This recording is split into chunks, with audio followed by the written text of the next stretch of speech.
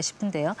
지금 북미 간의 약간의 이상 기류를 저희가 좀 언급을 했던 게 CVID와 PVID, 네, 이 용어상에 좀 논란이 있었습니다. 뭐 간단히 설명드리면 C는 이제 컴플리트, 완전한 핵폐기, P는 퍼머넌트, 영구적인 핵폐기.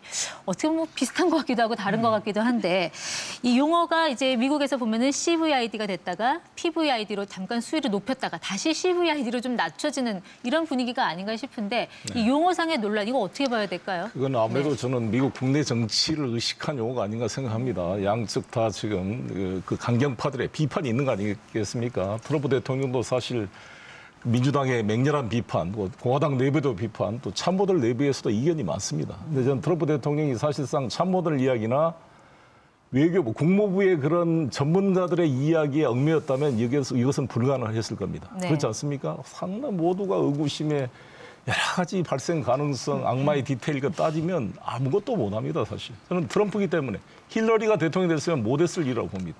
나는 과감한 결단을 잘했다고 보여지고요. 네. 그런 면에서 PVID는 국내 매파들의 그러한 어떤 정치적 제스처의 면이 있다고 생각이 들고요. 네. CVID와 CVIG 간에 어차피 동시적으로 서로 협상이 될 수밖에 없습니다. 그래서 이 문제는 저는 지난번 2005년도에 9.19 비핵 합의 때 하고 나서 재무성이 방코델타 아시아 자금을 다시 이렇게 동결시키는 네. 바람에 이게 완전히 국무부하고 엇박자가 나면서 이게 협상이 무산됐잖아요. 네. 그런 현상이 다시 발생하지 않도록 저는 트럼프의 리더십이 확고하게 될 필요가 있다 이렇게 생각합니다. PVID에 너무 큰 의미를 부여할 필요는 없다. 그렇습니다. 자, 나 의원님. 꼭 그렇지는 않다고 생각합니다. 그러니까 이제 우리가 하나 유의해서 보아야 될 것이 폼페이오 국무장관이 2차 방문하기 전에 PVID가 나왔습니다.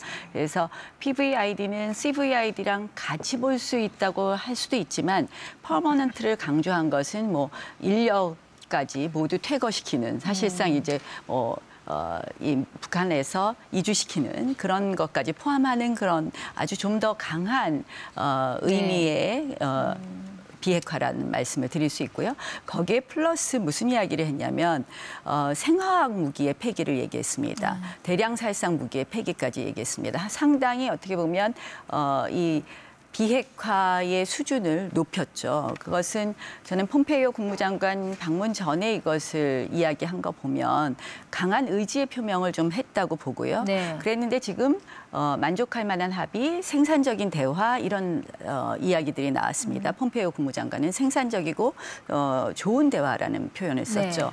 그래서 결국은 지금 일괄 타결 방식과 이 단계적 방식에 저는 어느 정도 절충점을 찾았고 그 절충점을 찾으면서 비핵화의 수준은 좀 높인 것 아닌가. 그러니까 결국 대량 살상 무기까지도 언급하는 그래서 일단은 한쪽으로는 안심을 시키고 미국으로서도 또 그러면 이 일괄 타결에서 양보했을 때 얻는 게 있어야 되지 않겠습니까? 네. 저는 조금 그런 쪽으로도 우리가 좀 예상할 수 있지 않을까 이런 생각을 합니다. 그래서 제가 이렇게 보면 워싱턴에 이렇게 많은 분들 만나봤잖아요. 지난주에 가서. 근데 보면 사실상 이 비핵화에 대해서는 아주 강력한 의지를 가지고 있습니다. 자, 일괄 타결 방식과 단계적, 동시적 그 북한식 방식에 뭔가 접점을 찾은 것 같다라는 분석이세요? 예, 김준현 아니, 교수님 저는 PVID 아까 우리 송영님께서 말씀하신 부분처럼 제가 이제 이 질문을 굉장히 많이 받았는데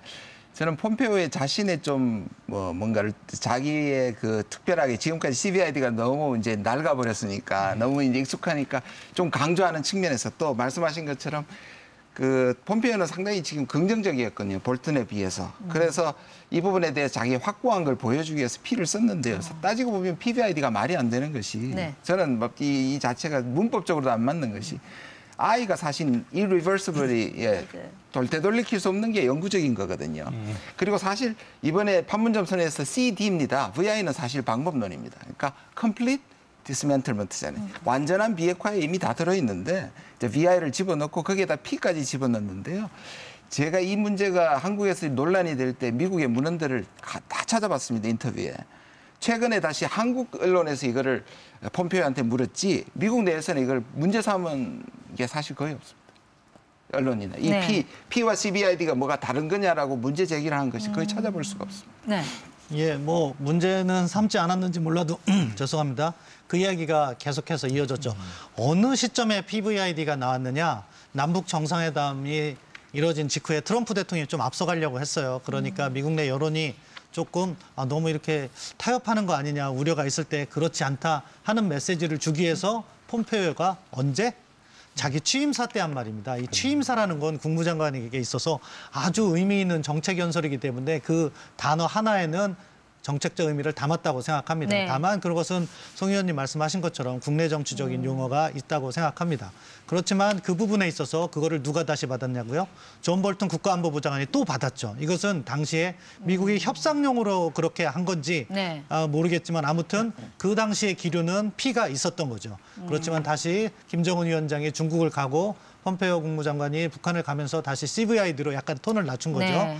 그러한 정책적 변화의 기류는 읽어야 된다고 생각하고요. 폼페이오 국무장관이 질문에 대해서 답을 했어요. 그러니까 그게 의미가 있다고 생각하는데 뭐냐.